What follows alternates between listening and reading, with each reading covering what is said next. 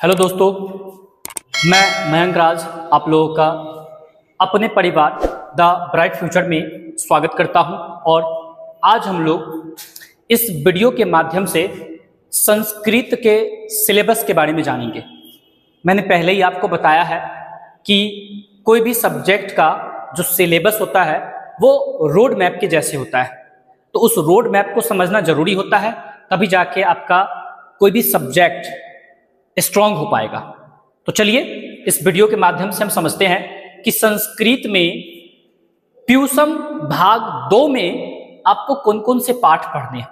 और मैं जिन बच्चों को बता दूं कि जिन बच्चों को संस्कृत कठिन लगता है, जो संस्कृत से डरते हैं कि संस्कृत एक हार्ड सब्जेक्ट है, मैं उन बच्चों को बताना चाहता हूं कि संस्कृत वाकई बहुत ही हल्का चैप्टर है, बुक है। क्योंकि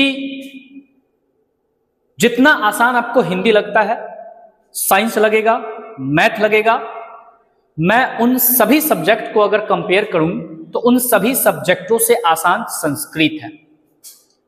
सिर्फ पढ़ाने वाले अच्छे होने चाहिए। और मैं आपको वादा करता हूं कि मैं जब पढ़ाऊंगा तो आपको संस्कृत बिल्कुल कठिन नहीं लगेगी। चलिए शुरुआत करते हैं आज का वीडियो मां सरस्वती का नाम लेके, और देखते हैं कि संस्कृत में बुक प्यूसम भाग 2 जो है उसमें कौन कौन से पाठ हैं।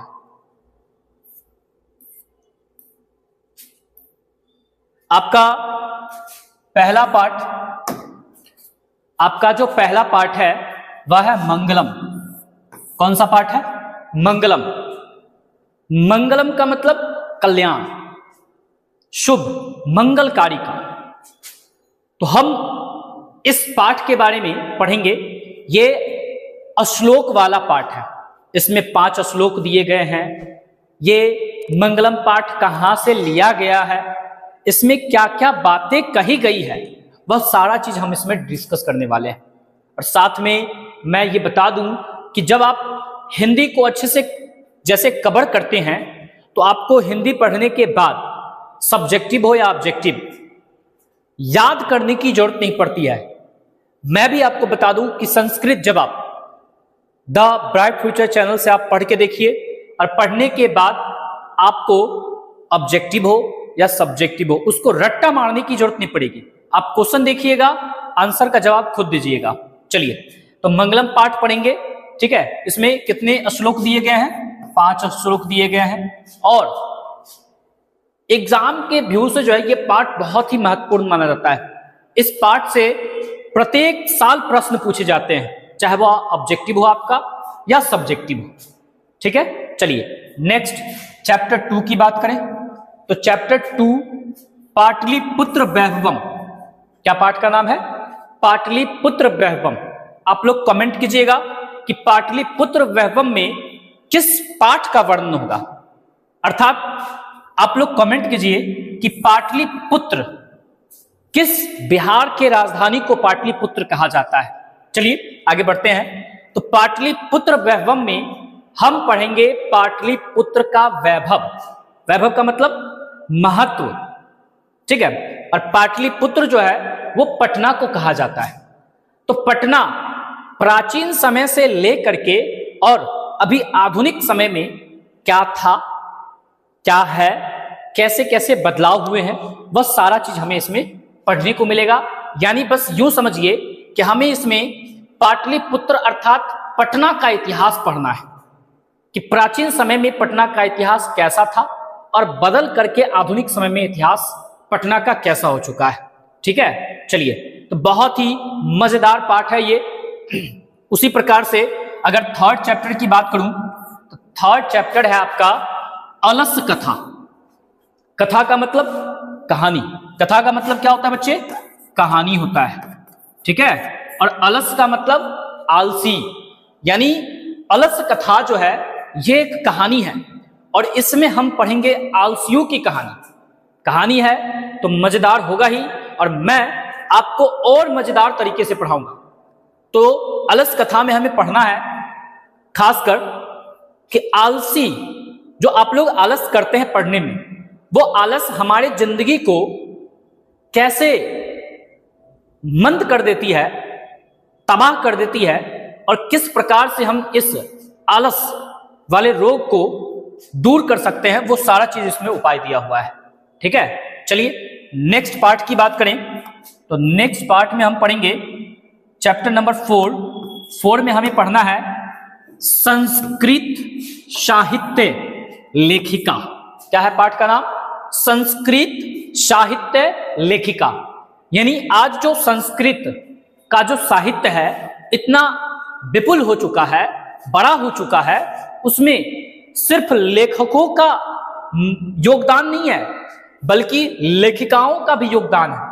तो लेखिकाओं ने इस संस्कृत साहित्य को बनाने के लिए किस प्रकार से अपना योगदान दिया है, उस योगदान को हम कहां देखने वाले हैं? संस्कृत साहित्य लेखिकाओं के बारे में, है ना। इस पाठ में हम इसमें लड़कियों के बारे में, मतलब नारियों के बारे में, अर्थात लेखिकाओं के बारे में पढ़ेंगे, जिन लेखिकाओं ने इस संस्कृत के साहित्य को बनाने में अपना योगदान दिया है।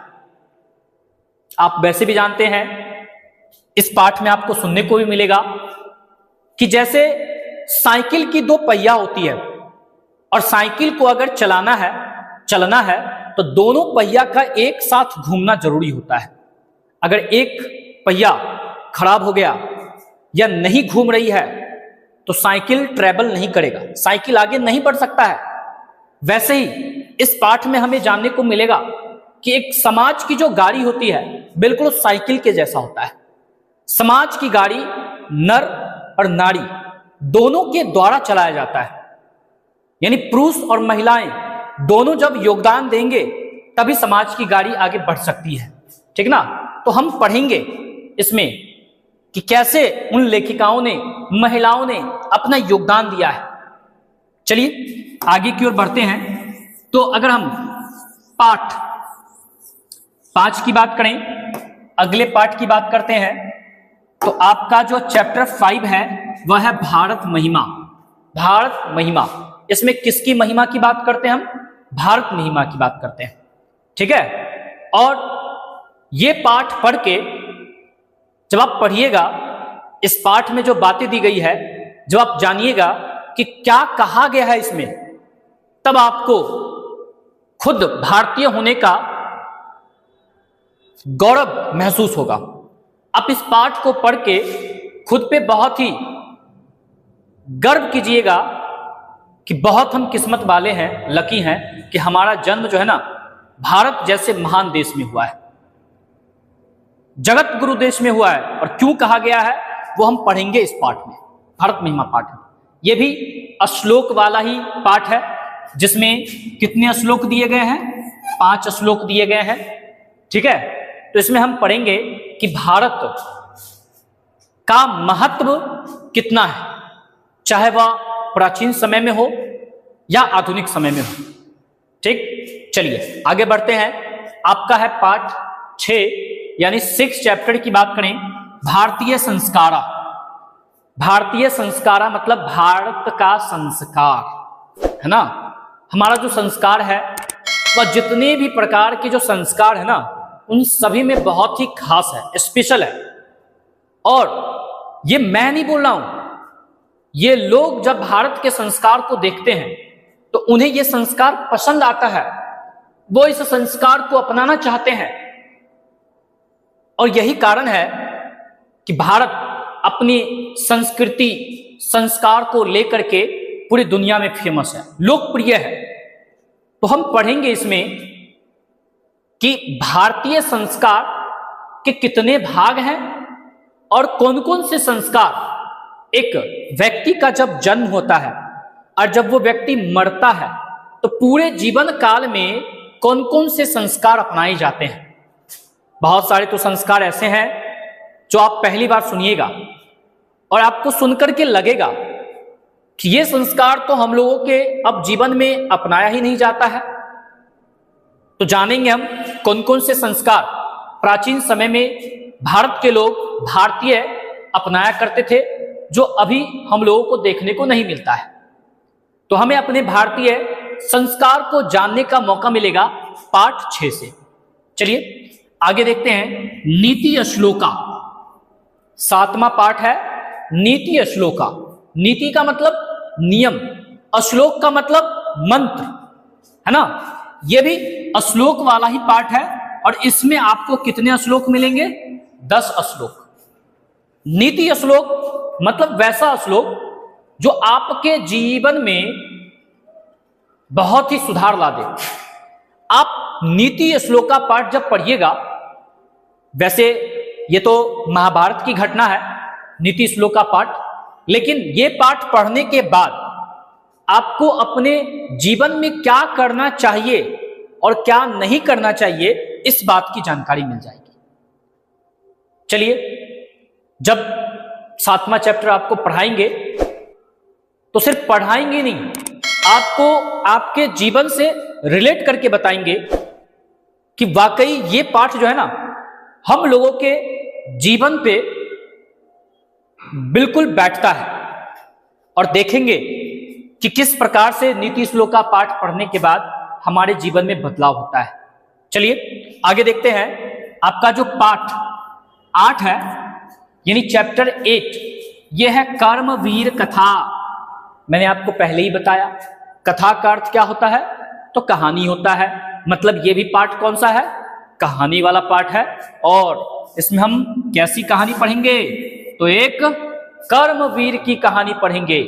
एक ऐसा बच्चा, अभी आप लोगों को पढ़ने के लिए कहा जाता है, पिताजी कहते हैं, माताजी कहते हैं, शिक्षक कहते होंगे, मैं भी आपको बोलता हूं कि अभी पढ़ने का वक्त है, पढ़िए, जितना हो सके पढ़िए। ठीक है, आज के समय में आप किताबों में जितना सर झुका के रहिएगा ना, आने वाले समय में आपको उतना ही सर उठाने का मौका मिलेगा। चलिए, तो इसमें हम देखेंगे कि एक गरीब बच्चा, एक लाचार बच्चा जिसके पास कोई सुविधा नहीं है, और वह बच्चा जो है, वह बालक एक शिक्षा के बदौलत भारत का सबसे उच्चतम पद प्राप्त करके और देश की सेवा करता है। यह पाठ ऐसे बच्चों के लिए है जो नहीं पढ़ने का बहाना ढूंढते हैं कि मेरे पास पढ़ने की कोई सुख सुविधा नहीं है। सबसे बड़ा अभी जो बहाना है गार्जियन के सामने कि मेरे पास मोबाइल नहीं है, मेरे पास पढ़ाई नहीं हो पाता है, यह एक बहाना है। किताब नहीं है, वक्त नहीं मिलता है, ऐसा जो भी बच्चे का बहाना बनाते हैं, उन बच्चों के लिए यह कहानी है कि कैसे एक बालक बिना किसी सुख सुविधाओं के साथ सिर्फ अपनी मेहनत और सेल्फ स्टडी, स्व अध्ययन करके भारत का सबसे उच्चतम पद प्राप्त करके और देश की सेवा करता है।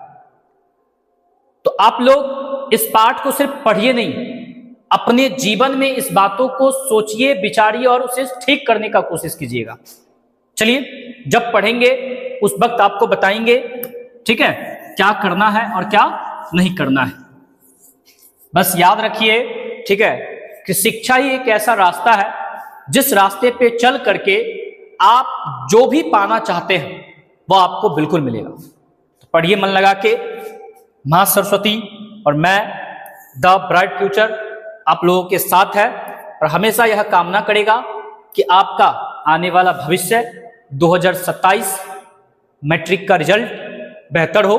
चलिए आगे देखते हैं पाठ 9वां चैप्टर की बात करें तो 9th चैप्टर है स्वामी दयानंद। कौन सा पाठ है?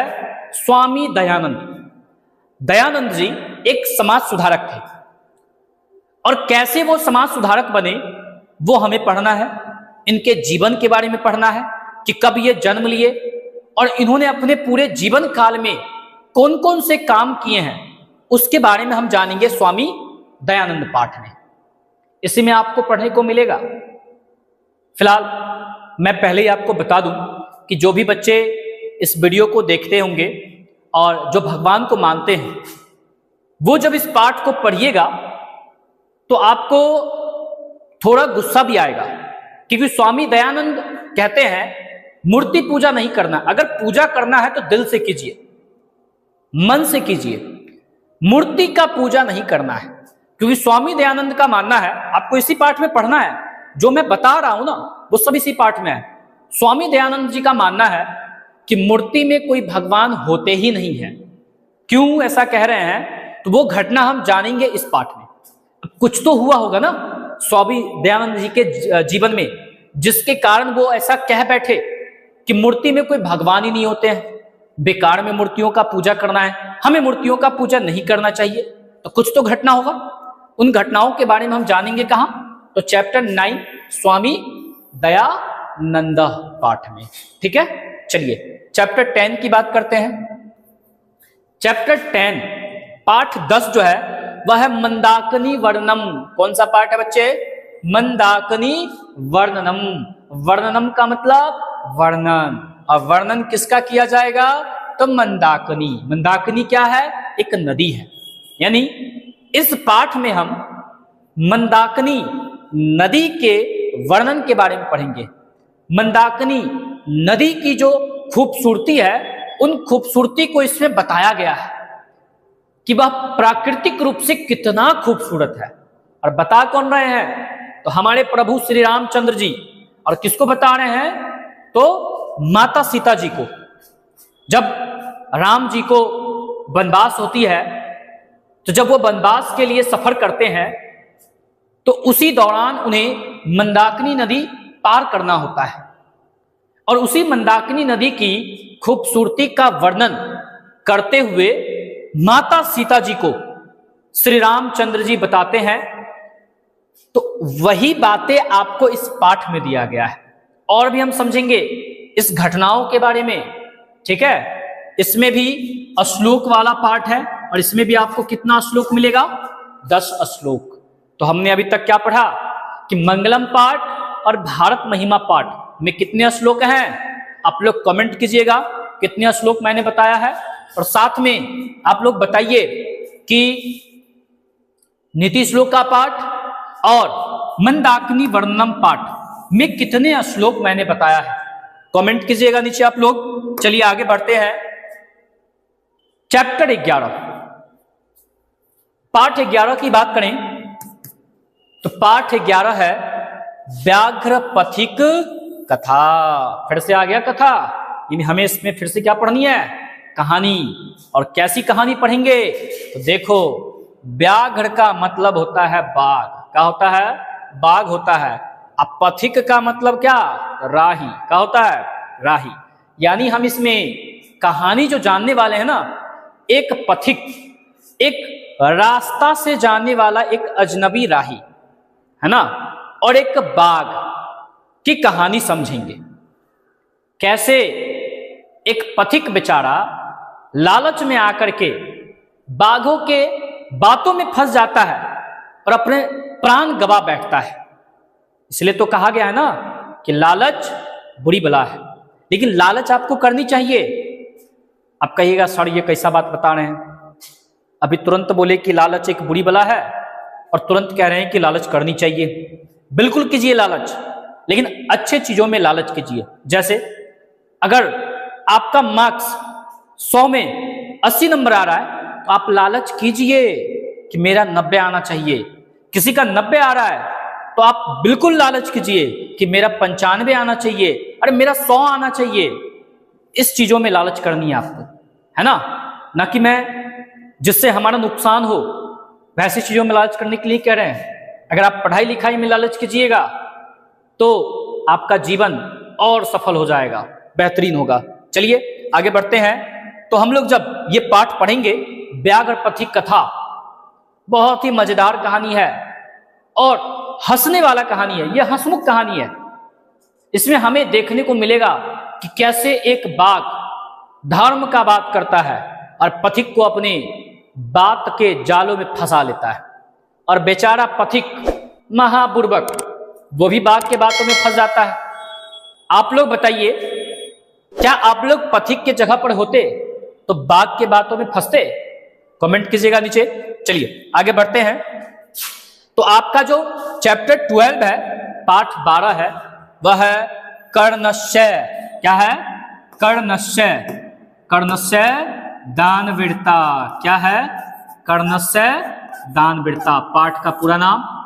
मिस्टेक, टाइपराइटर ने मिस्टेक कर दिया है। चलिए देखते हैं क्या मैंने बताया आपको, पाठ का क्या नाम है, कर्णस्य दानवीरता। जो भी लोग महाभारत देखे होंगे उसमें आपको कर्ण नाम के पात्र जरूर मिले होंगे, और कर्ण एक ऐसा योद्धा थे जिन्हें मारना किन्हीं के वश में नहीं था, और वही कर्ण को दुनिया का सबसे बड़ा दानी भी कहा जाता है। तो दुनिया का सबसे बड़ा दानी क्यों कहा गया और क्यों कर्ण को कोई भी नहीं मार सकता था, हम जानेंगे इस पाठ में। तो देखो बबुआ, ध्यान देना है यहां पे कि कर्ण से जो है ना इंद्र जो है, ठीक है, उस साधु महात्मा का भेष बना के अब पहुंच जाते हैं, ठीक है, महत्राम भिक्षाम याचे। अब करते करते लास्ट में इंद्रदेव कर्ण को बहला के फुसला के बबुआ नुनुआ करके, ठीक है, और कर्ण से उनके प्राण को रक्षा करने वाली जो कवच कुंडल थी वो दान में ले लेते हैं। बड़ा ढोंगी है इंद्र, देखेंगे क्या से क्या चीज नहीं देता है कर्ण, लेकिन इंद्रदेव जो है उन चीजों को ठुकरा देते हैं, ठीक है। और जब कर्ण कवच कुंडल का नाम लेते हैं तो इंद्र खुशी पूर्वक देता है, बोलता है ददाती ददाती, मतलब दे दीजिए, और लिए चुपचाप निकल दिए। मान लीजिए अगर कर्ण को पता चल जाता कि वो साधु इंद्र है ना, तो क्या करते, उठाते तीर, इंद्रदेव पर दे तीर ना, जब तक वो इंद्र लोग पहुंचते तब तक यहां से बाण चलाते रहते, लेकिन संजोग था कि उन्हें नहीं पता चला और कर्ण युद्ध में मारा जाता है। बहुत ही बेहतरीन ये चैप्टर है, और ये है एक नाटक। ये क्या है, नाटक है। आप लोग ये पाठ पढ़िए और नाटक भी कर सकते हैं, ठीक है। चलिए, तो कर्णस्य दानवीरता बहुत ही मजेदार चैप्टर है। मैं खुद के बारे में बात बताऊं ना, मुझसे पूछ लिया जाए कि आप बताइए कि संस्कृत में सबसे प्यारा चैप्टर आपको कौन सा लगा, तो मैं कर्णस्य दानवीरता का ही नाम लूंगा, क्योंकि ये पाठ जो है ना हमें कुछ सिखाता भी है, समझाता भी है, और मजेदार तो है ही ये, ठीक है। तो कितना मजेदार है जब पढ़ेंगे तो जानेंगे। चलिए आगे बढ़ते हैं। आगे चैप्टर 13 की बात करें तो चैप्टर 13 आप लोगों का है विश्व शांति। क्या पाठ का नाम है, विश्व शांति, ठीक है। विश्व का मतलब दुनिया, संसार, शांति का मतलब तो शांति ही होता है, लेकिन हमें इसमें पढ़ना है कि ये जो पूरा दुनिया संसार है, चारों तरफ अशांति फैला हुआ है। जिधर देखिए उधर अशांति, जिधर देखिए उधर अशांति, मोबाइल के अंदर भी अशांति, मोबाइल के बाहर भी अशांति, आप लोगों के आसपास भी अशांति होगा ही, है ना, यहाँ भी अशांति है, ठीक है ना। तो कैसे उस अशांति के कारण को पता लगाते हैं लोग, और कैसे आपको शांति स्थापित करना है, क्या चीज अपना करके आप शांति को स्थापित कर सकते हैं, उन चीजों के बारे में जानेंगे चैप्टर 13 में। क्लियर है।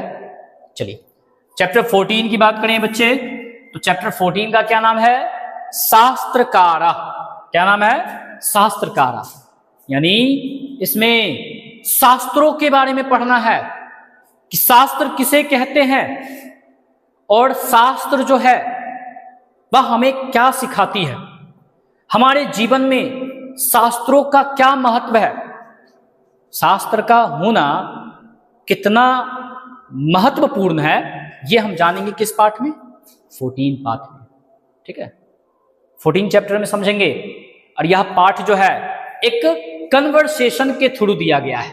कन्वर्सेशन मतलब एक शिक्षक और स्टूडेंट, मतलब विद्यार्थियों के बीच जो क्वेश्चन आंसर होता है उन माध्यम, उन प्रकारों के रूप में ये पाठ दी गई है। पहले शिक्षक कुछ बोलेंगे, फिर विद्यार्थी कुछ जवाब देते हैं, विद्यार्थी कुछ पूछते हैं, शिक्षक कुछ जवाब देते हैं, ठीक ना। चलिए, इसके अलावा भी मैं आपको बता दूं कि एक आप लोगों का और संस्कृत में बुक है, ठीक है। इसके अलावा भी संस्कृत में एक और पतला वाला बुक है, ठीक है। तो उसमें भी बहुत सारा कहानी है, वो भी मैं आपको पढ़ाऊंगा। साथ में मैं आपको संस्कृत व्याकरण भी कवर करवाने वाला हूं। एक और बात बता दूं, अगर कोई मुझसे पूछे कि आप संस्कृत के ज्ञाता हैं, तो मैं संस्कृत का कोई ज्ञाता नहीं, लेकिन मुझे खुद पे इतना विश्वास है कि मुझे इतना तो जरूर आता है कि अगर मेरा पढ़ाया हुआ बच्चे ने पढ़ लिया और जितना कहा गया उसको कर लिया, तो मैं आपसे गारंटी लेता हूं कि उस बच्चे को 100 में 100 मार्क्स आएगा। कर लीजिए उतनी चीजें, 100% नहीं है, 110% आपको गारंटी देते हैं। आज ये वीडियो देख रहे हैं जो भी, सेव करके रख लीजिए आप, और जब गुजर जाएगा ना, अगले साल जब आप मुझसे पढ़ करके एग्जाम दे के आइएगा, तो आपको ये चीजें ठीक लगेगी, ये चीजें कम लगेगा। आपको यूं लगेगा कि क्यों नहीं 100 से बढ़ा के 150 या 200 नंबर का एग्जाम कर दिया था तो मेरे और भी नंबर आते। मैं यूं ही नहीं कह रहा हूं, ऑफलाइन बैच में मेरे बच्चों ने मुझसे पढ़ करके 98, 97, 96 मार्क्स ला चुके हैं। इसीलिए मैं आपको बता रहा हूं, आप भी अगर अच्छे से पढ़ते हैं और जितना मैं आपको बताता हूं उतना अगर कर लेते हैं, तो ये मार्क्स तो कोई नहीं रुकने वाला है। बस शर्त एक ही है, जो मैं बताऊं, जैसे मैं बताऊं वैसे आपको करना ही होगा, तो ही, ठीक है। चलिए, तो व्याकरण मैं कवर करवाऊंगा, और व्याकरण को लेकर के डरना नहीं है, ठीक है। व्याकरण में बहुत सारे टॉपिक है, बहुत सारा टॉपिक है, लेकिन मैं आपको सारा टॉपिक कवर करवाने वाला नहीं। जो महत्वपूर्ण टॉपिक होंगे उसी को हम पढ़ेंगे, और जहां से प्रश्न पूछ जाते हैं एक भी प्रश्न आपसे नहीं छूटेगा। अगर ऑब्जेक्टिव में 100 ऑब्जेक्टिव रहता है और बनाना आपसे 50 है, तो आपसे 50 नहीं, आपसे 70 प्रश्न बनेगा, और आप कंफ्यूज रहिएगा कि भैया बनाएं तो कौन सा बनाएं, बनाना तो हमें 50 ही है, बनेगा आपसे 70, ठीक है। चलिए, तो जब हम संस्कृत व्याकरण का क्लास स्टार्ट करेंगे तो उस वक्त मैं आपको बता दूंगा कि मैं आपको कौन कौन सी चीजें पढ़ाने वाला हूं। क्लियर है? चलिए, तो ये रहा आपका संस्कृत का सिलेबस जो महत्वपूर्ण है। बाकी मैंने बताया कि और भी एक बुक है, उसके बारे में मैं कहानी सुनाऊंगा, आपको बताऊंगा, बस आप सुनिए, पढ़िए, क्वेश्चन आंसर आपको खुद बनने वाला है, ठीक है। संस्कृत की तैयारी मेरी जिम्मेदारी, हम हैं तो संस्कृत क्या, उसका हर एक टॉपिक, हर एक शब्द आपको हल्का लगेगा, और संस्कृत में आने वाले प्रश्न एक भी आपसे नहीं छूटने वाली है। चलिए, तो याद रखिए, हर मुश्किल का हल होगा, आज नहीं तो कल होगा। कोई भी प्रकार की मुश्किल है, उस मुश्किलों का सामना कीजिए, और आपके मुश्किलों का सामना करने के लिए मैं मयंक राज और द ब्राइट फ्यूचर परिवार आप लोगों के साथ है। किसी भी प्रकार की समस्या हो तो आप कमेंट कर सकते हैं, किसी भी प्रकार का प्रश्न हो तो आप कमेंट कीजिए, आपकी समस्याओं को बहुत ही जल्द द ब्राइट फ्यूचर हल करने का कोशिश करेगा। आज के लिए इतना ही, धन्यवाद।